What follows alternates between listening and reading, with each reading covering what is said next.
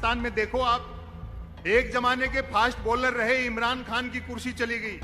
मैंने कहा समय सबका हिसाब लेगा, कुर्सी एक दिन सबकी जानी है, भले ही वो कितनी भी तेज फेंकता हो। तो मध्य प्रदेश के एक बड़े भाजपा नेता ने कह दिया कि बापू का आजादी के आंदोलन में कोई योगदान नहीं रहा। हमने उसका बुरा नहीं माना कि हो सकता है वो खुद के बापू के लिए कह रहे हो। क्या अंग्रेजी बोलते हैं साहब, अंग्रेजी 3 तरह से बोली जाती है, फर्राटेदार, धमाकेदार और ठहाकेदार। वो तीसरे प्रकार वाली बोलते हैं। लोग मुझसे शिकायत करते हैं कि संपत सरल जी आप एक तरफा क्यों बोलते हैं, बैलेंस किया करो। मैंने कहा जी बैलेंस करने के लिए ही तो एक तरफा बोलते हैं। उसको ये भाजपाई भ्रष्ट और अपराधी कहते हैं। वही अगर बीजेपी ज्वाइन कर लेता है तो ईमानदार और सदाचारी हो जाता है, उज्जवल हो उठता है। शायद यही प्रधानमंत्री की उज्ज्वला योजना है। लेकिन आप लोग भी मजे कम नहीं लेते हो। प्रधानमंत्री की डिग्री पे सवाल उठाया। भाई जब सैटेलाइट लॉन्च होकर के अपनी कक्षा में स्थापित हो गया, धरती के चक्कर काट रहा है, फिर क्यों डिजाइन पे बहस कर रहे हो? क्या कपड़े बदलते हैं साहब। अगर नदी में नहाए तो डुबकी लगाते समय जो कपड़े होते हैं, बाहर निकलते समय वो नहीं होते। जहां अभी आपने देखा कि चुनाव और बीजेपी शांतिपूर्ण ढंग से निपट गए, मणिपुर जल रहा है और संसद में बात ईस्ट इंडिया कंपनी की हो रही है। डीजल पेट्रोल हमारे हाथ में नहीं है, रुपया अंतरराष्ट्रीय कारणों से गिर रहा है, महंगाई बेरोजगारी के लिए कांग्रेस जिम्मेदार है, बाकी सारी समस्याएं नेहरू छोड़ गए, फिर भी कोई दिक्कत हो तो पाकिस्तान चले जाओ। कवियों को थोड़ी शिकायत है कि भीड़ भड़क्के में सुना नहीं जाता। ऐसा नहीं है, बहुत मन से सुन रहे हैं सब लोग। और वैसे भी मैं तो सुनने के लिए नहीं बुलाया जाता, ये देखने के लिए बुलाया जाता हूं कि देखे तो सही इस दौर में भी सच बोलने वाला कवि दिखता कैसे है। महनीय लोग यहां बैठे हैं, आप सबका अभिवादन। हम उस कर्नाटका की धरती पर हैं जहां अभी आपने देखा कि चुनाव और बीजेपी शांतिपूर्ण ढंग से निपट गए। हार का आपको कारण पता नहीं है बीजेपी का। नरेंद्र मोदी जी ने 46 रैलियां की और कपड़े सिर्फ 46 बार ही बदले। तो भाजपाइयों में अंदर खाने ये मैसेज चला गया कि प्रधानमंत्री में पहले वाली बात नहीं रही। क्या कपड़े बदलते हैं साहब। अगर नदी में नहाए तो डुबकी लगाते समय जो कपड़े होते हैं, बाहर निकलते समय वो नहीं होते। लोग कहते हैं कि साहब पार्लियामेंट तो पार्लियामेंट, लाल किले से भी झूठ बोला जा रहा है। मुश्ताक अहमद यूसुफी साहब एक बड़े हास्यव्यंग के लेखक हुए उर्दू के, उनका एक जुमला है कि बोलने वाला और सुनने वाला दोनों ये जानते हो कि ये झूठ है तो ये गुनाह नहीं है। देश के जैसे हालात हैं, उस हालात में बड़ी चुनौतियां हैं, लेकिन राहुल गांधी जी की भारत जोड़ो यात्रा ने गेंद को डी में पहुंचा दिया है। 2024 तक जुड़ेगा भारत और जीतेगा इंडिया। निराश होने की जरूरत नहीं है। एनडीए के पास में 23 करोड़ वोट हैं और इंडिया के पास में 26 करोड़ वोट हैं और ये बढ़ेंगे। एनडीए का शासन देश की 60 करोड़ जनता पर है और इंडिया का शासन देश की 80 करोड़ पर जनता पर है। वो 38% वोटों से जीते, 62% हमारे साथ है। तो कैलकुलेशन इस ढंग से करो, कौन सी ताकत थी जो उन्होंने कर्नाटका में नहीं लगाई और नतीजा क्या निकला। उर्दू के एक शायर का शेर है कि होके मायूस ना आंगन से उखाड़ो पौधे, धूप बरसी है तो बारिश भी यहीं पर होगी। लोग मुझसे शिकायत करते हैं कि संपत सरल जी आप एक तरफा क्यों बोलते हैं, बैलेंस किया करो। मैंने कहा जी बैलेंस करने के लिए ही तो एक तरफा बोलते हैं। जब सब लोग एक ही तरफ की भाषा बोल रहे हैं। प्रजातंत्र, स्वस्थ प्रजातंत्र में मजबूत विपक्ष होना जरूरी है। आपकी सरकार आ जाएगी तो भी हम भी यही कहेंगे कि विपक्ष का मजबूत होना बहुत जरूरी है स्वस्थ प्रजातंत्र के लिए। जब चुना हुआ विपक्ष कमजोर किया जाए तब ये सारी जिम्मेदारी विपक्ष की एक कवि और शायर निभाते हैं। हम उस चुनौती का सामना कर रहे हैं। जुड़ेगा भारत, जीतेगा इंडिया। लेकिन आप लोग भी मजे कम नहीं लेते हो। प्रधानमंत्री की डिग्री पे सवाल उठाया। भाई जब सैटेलाइट लॉन्च होकर के अपनी कक्षा में स्थापित हो गया, धरती के चक्कर काट रहा है, फिर क्यों डिजाइन पे बहस कर रहे हो?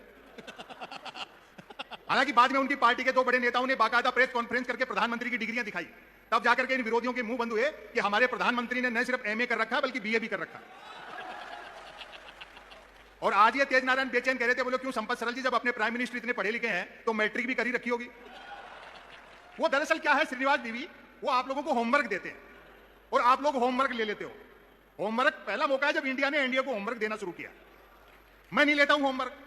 अब जैसे इंडिया का जो गठन हुआ तो दो भक्त टकरा गए। भक्त मिलते नहीं है, टकराते हैं। हाँ, दोनों उतने पढ़े लिखे थे जितने भक्त पढ़े लिखे होते। एक ने 2 साल में मैट्रिक कर रखी थी, दूसरा उससे डबल पढ़ा लिखा था, उसने 4 साल लगाए थे। वो इंडिया के प्रेशर में थे थोड़े से कि यार बड़ा जबरदस्त नाम रख लिया। बोलो संपत सरल जी 2024 में इंडिया या एनडीए? होमवर्क नहीं लेता हूं मैं, मेरे जवाब सुनना। बोलो 2024 में इंडिया या एनडीए? मैंने कहा भैया मुझे पॉलिटिक्स उतनी आती है जितनी मोदी जी को अंग्रेजी आती है। क्या अंग्रेजी बोलते हैं साहब? अंग्रेजी 3 तरह से बोली जाती है, फर्राकेदार, धमाकेदार और ठहाकेदार। वो तीसरे प्रकार वाली बोलते हैं। हंसी छूटती है। ये दिन भी इस देश को देखने थे। मीडिया से लेकर के बड़ी शिकायतें हैं। होमवर्क मत लो। मेरी इमेज ऐसी बना दी जैसे मैं मोदी जी का विरोधी हूं, जबकि कवियों का व्यंग करूंगा तो काम है सत्ताओं से सवाल पूछना। मैं तो अगर झूठ से भी ये कह दूं कि प्रधानमंत्री 2019 में विकास के दम पे जीते हैं तो भक्त लोग जूता निकालते हैं कि शर्म नहीं आती प्रधानमंत्री के बारे में झूठ बोलते हुए। 2019 में जब चुनाव परिणाम आना शुरू हुए तो मेरे पास एक गुजरात से फोन आया। उनको बढ़त मिल रही थी। बोलो और सुनाओ क्या हालचाल है? मैं समझ गया ये मुझे होमवर्क दे रहा है। और सुनाओ क्या हालचाल है? मैंने कहा जी हालचाल ठीक है और सुनाने का पैसा लेते हैं। बोले फिर जीत रहे मोदी जी।